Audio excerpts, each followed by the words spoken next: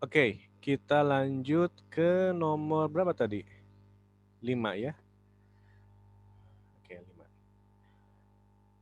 5. The Earth has limited amount of oil and coal. Nomor 5, yes, true, ada dalam teksnya. Lalu nomor 6, all fossil fuels will probably run out of the next 100 years. Nah, ini yang jadi perdebatan di dalam teks ya, tapi tidak dijelaskan angka sehingga jawabannya nomor 6, D, doesn't say.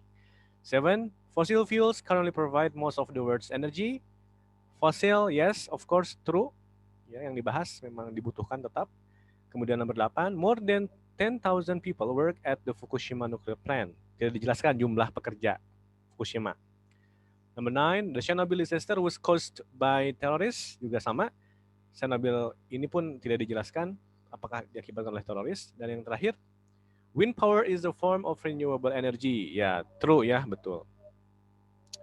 Oke, berikutnya exercise 2.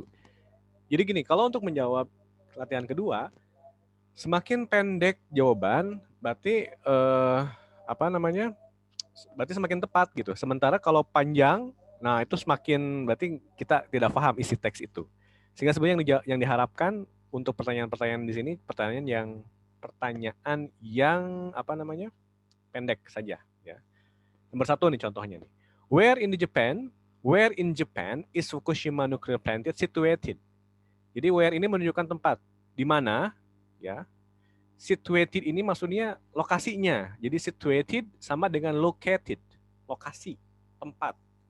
Maka jawaban yang tepat adalah on the east coast. Nah, on the east coast. Tempatnya di daerah pesisir timur ya. Yang ini nih kalau kita lihat kembali lagi teks di atas, ini ada di paragraf awal. Ini kan east coast lokasinya. Itu. Number 2. Nomor 2 kita lihat. According to the text, what are the pros and cons of nuclear power? Ada di satu paragraf yang cukup panjang, cuman kita bisa menyederhanakan bahwa prosnya itu satu apa small amount of huge energy, small amount tapi huge energy gitu. Tapi consnya misalnya bisa risk of accidents ya. Terus nuclear waste stay radioactive ya. Terus kemudian yang teroris ya gitu. Itu yang consnya. Kalau yang prosnya apalagi? Apalagi ya? Kalau tidak salah ada beberapa ya yang pro-nya itu. Coba kita lihat di sini di teksnya. Apa? Yang bagian bawah nih. Bahwa ini don't contribute, nah ini global warming gitu. Itu yang pro-nya. Don't contribute global warming selain ini ya, very small amount of nuclear fuel can create huge amount of energy gitu. Oke, itu nomor 2. Number 3, the text mention 3 advantage, jadi menjelaskan dalam teks itu 3 keuntungan dari renewable energy sources, energi yang terbarukan. Saya ulangi lagi, renewable itu terbarukan, beda dengan terbarukan. Terbarukan itu maksudnya terus menerus, everlasting, selamanya. Selama buminya ada, maka energi itu akan tetap ada. Misal energi matahari, ya selama mataharinya ada, maka energinya akan ada. Oleh karena itu, energi matahari atau solar power itu renewable, terbarukan.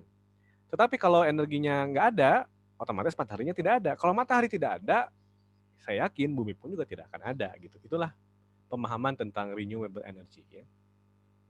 Kembali ke pertanyaan, ada 3 apa? There are 3 mentions katanya ya, 3 advantages. What are they? Nah, yang pertama dalam teksnya itu apa? They won't run out, 1. Kemudian less risky, 2. Tidak beresiko. Dan yang ketiga, far fewer greenhouse. Nah, bisa disingkat. Jadi tidak usah kita tahu lokasi jawabannya di sini nih. Apa nih? Nah, yang ini ya. Nah, ini bisa aja ditulis cuma terlalu panjang. Kita ambil saja poin-poinnya gitu bahwa 1 ini won't run out, kemudian yang kedua less risky, kemudian yang ketiganya far fewer greenhouse gitu, gases. Cukup ya. Okay, number 4. According to the text, why do some scientists think we will still need nuclear power in the future? Nah, kenapa ilmuwan ini berpikir bahwa kita masih tetap butuh power station, nuclear power di masa depan. Nah, karena dia bilang karena fossil fuels run out, terus ini tadi tetap membutuhkan ini produce ya, ada nomor 4 kita lihat. Karena jumlahnya jumlahnya terbatas. Karena ini tadi it's only 15% of energy. Dia hanya bisa 15% dari energi, sehingga diperlukan 10%-nya lagi, 10%. Gitu. Karena saat when fossil fuels run out, we still needs ini ya, energy. Gitu. Ya. Oke, to fill ini atau yang bagian ini. To fill the gap ya, untuk memenuhi kebutuhan gitu. Karena memang dibutuhkannya banyak. Gitu. Sementara renewable hanya 15%. Terakhir, what are biofuels made from? Nah, ini dapat berasal dari mana nih? Nah, jawabannya tentunya crops, dedaunan. Ada di sini? Jelas ada ya. Coba mana? Oke. Coba yang mana? Tadi macam-macam. Nah, ini biofuels mostly made from crops. Ada juga yang menjawab plants boleh ya. Dedaunan boleh, tumbuhan boleh gitu. Tapi yang jelas dia dari tumbuh-tumbuhan. Baik, itu saja. Terima kasih penjelasannya. Mohon untuk disimak, dibaca kembali. Yang penting, poin pentingnya adalah kita memahami idenya tentang apa maksud teks tersebut, dan yang terakhir menambah pembendaharaan atau kosakata atau vocabulary atau English vocabulary. Baik, terima kasih. Assalamualaikum warahmatullahi wabarakatuh.